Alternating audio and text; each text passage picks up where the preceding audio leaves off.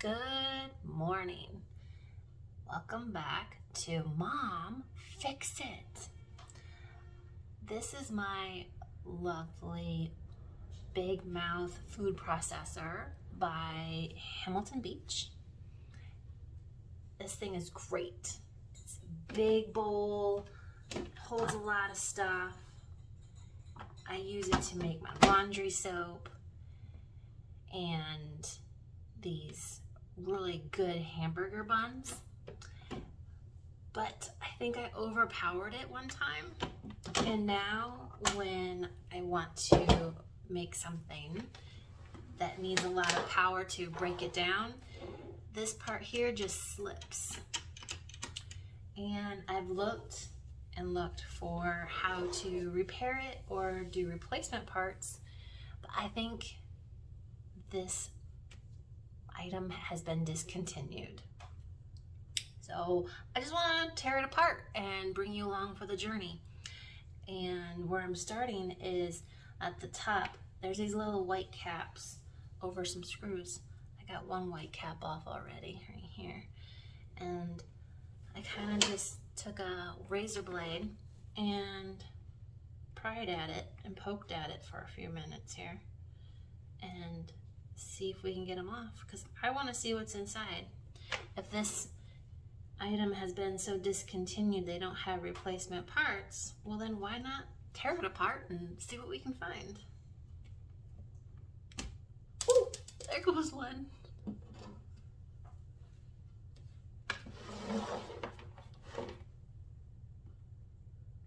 One more.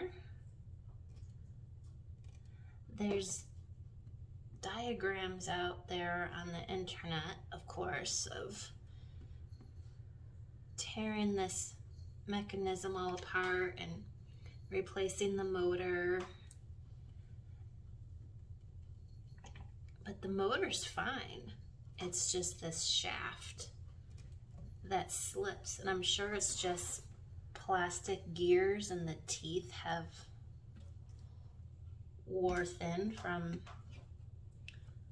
the amount of pressure I put on it trying to blend up these hamburger buns that are made with mozzarella cheese and almond flour.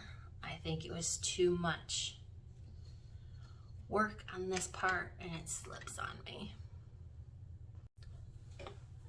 All right, got myself a screwdriver and I'll take some screws out.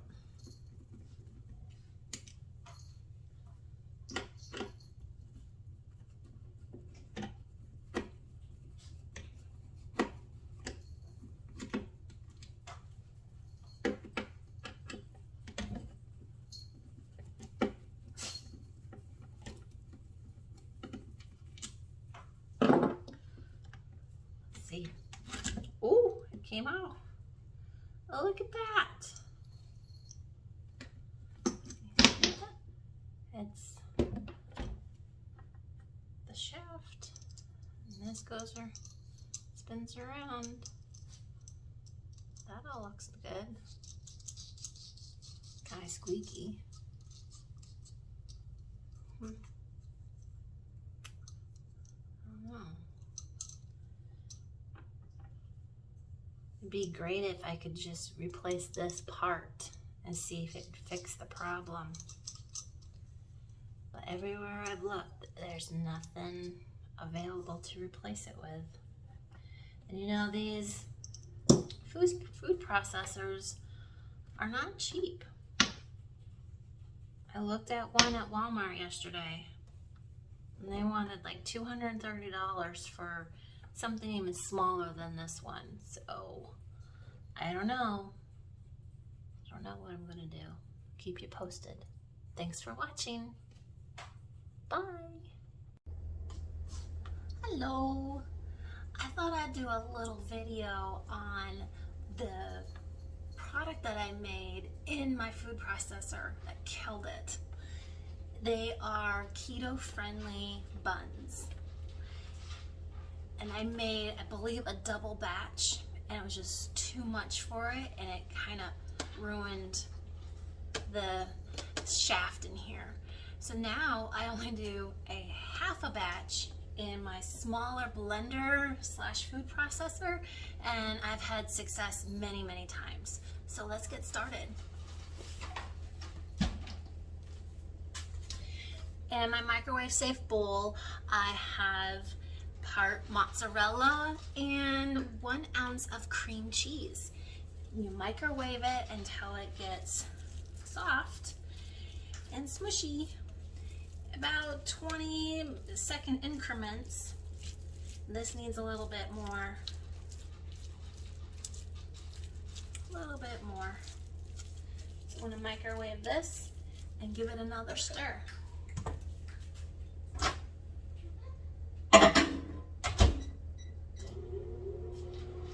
So in these keto-friendly buns, we have mozzarella cheese, cream cheese, almond flour, some baking powder, and eggs. And since I'm only doing half a batch, it's real easy to split in half.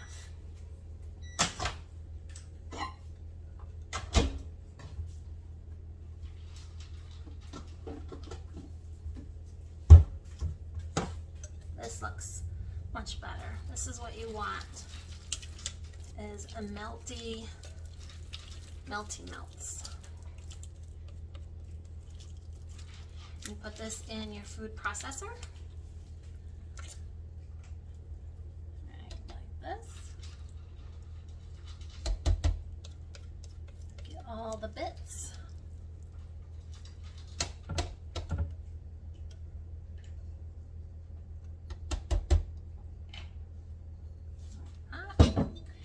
And the almond flour, 1 egg, because I'm doing a half batch. If you think you want to try these, I will put the recipe on here to share it with you. And some baking powder.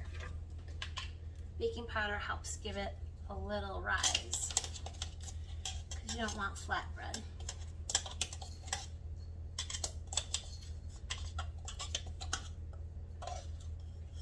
You want about half a tablespoon. Like I said again, I'm doing a half batch. And then I'll give it a mix. It's gonna be kind of loud, and you're gonna mix it until it gets to be all mixed together like a ball consistency.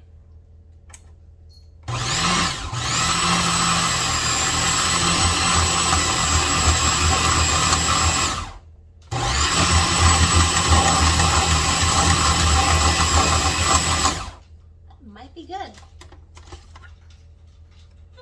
Do that, all mixed together.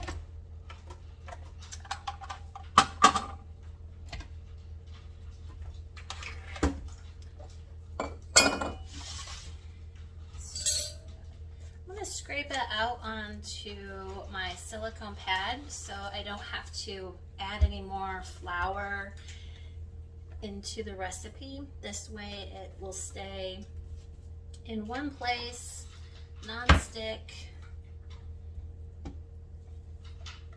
and you don't have to add more of a mess on your countertop.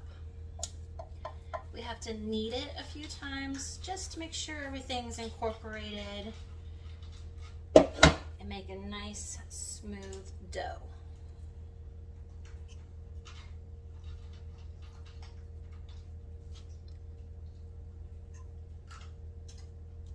Now these buns I'm going to make today are going to be for a sloppy joe sandwich, because I have some taco meat left over that I incorporated a bunch of vegetables in that we need to use up. And sure, we could have leftover tacos, but I ran out of tortillas. So, a little bowl of water I have over here. Let me move there. I just dab my fingers in there and make sure that they're damp so that the dough does not stick to my fingers, because it doesn't come off very easily. It kind of gets everywhere. Let's give it a knead a few times. And the recipe is very vague on how many buns it will make, but the more that I've made it, I've figured that out of this half batch that I'm gonna make, I could get 4 to 5 decent bun sizes. If you wanna make sliders, then cut your pieces even smaller. And those would probably be really fun to have.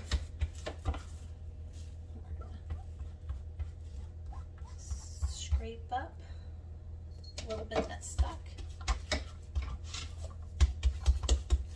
And I kind of make it into a log shape so that I can cut fairly even size pieces, so that you don't have an argument of one bun's bigger than the other. We wouldn't want that. So I think I'm going to make 4 out of this recipe today.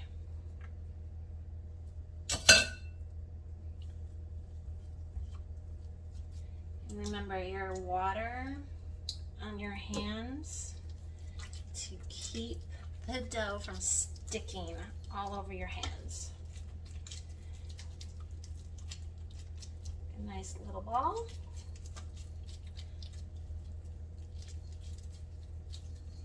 Now these are keto friendly and gluten free, obviously, because there's no flour in it. It's just made with almond flour and cheese. So if you have dairy problems, you definitely don't want to have these. These are mainly made out of cheese. Clean up your area, make sure you're not wasting any, and then just pat them down into a nice circular disc, about almost an inch thick. That will make a nice size bun. They go into a 400-degree oven.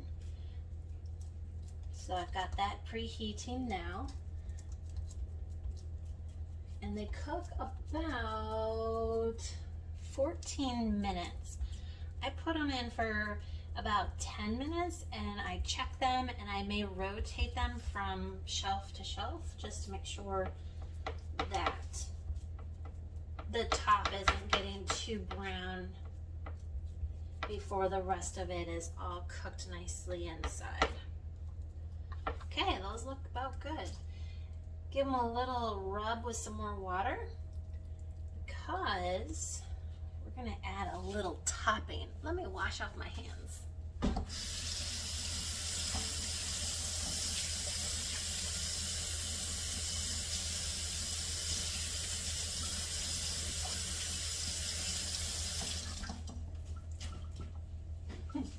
If you've watched my previous video, we did fixing the kitchen faucet, and it works great. No more dripping or leaking, so that part worked out really well. Right, I have some everything bagel seasoning that we're gonna put on top.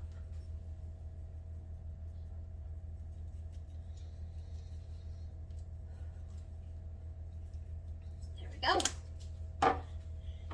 These look yummy. They're so cute. I'm gonna wait for the oven to finish preheating and pop these in for about 14 minutes, and I will show you what we have. Here they are. Nice and golden brown. Hot out of the oven. You have to let them cool for about 5 minutes before slicing them. They're very hot to touch.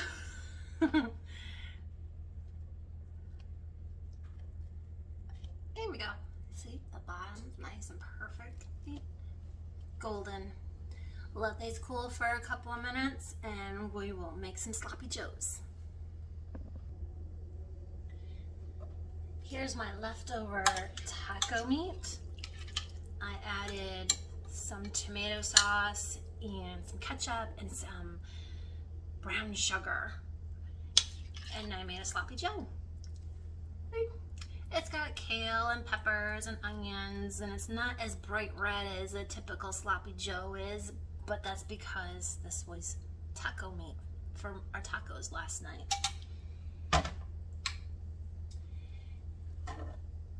The buns are nice and cooled off. I'm gonna cut one open.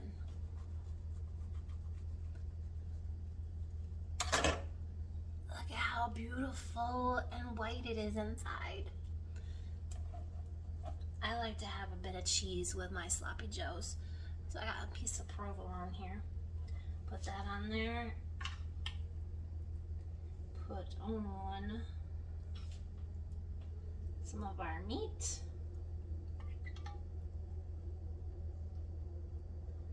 Ooh, this is gonna be sloppy for sure.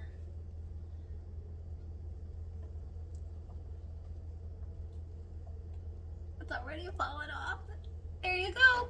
A sloppy joe made from taco meat and a keto-friendly bun.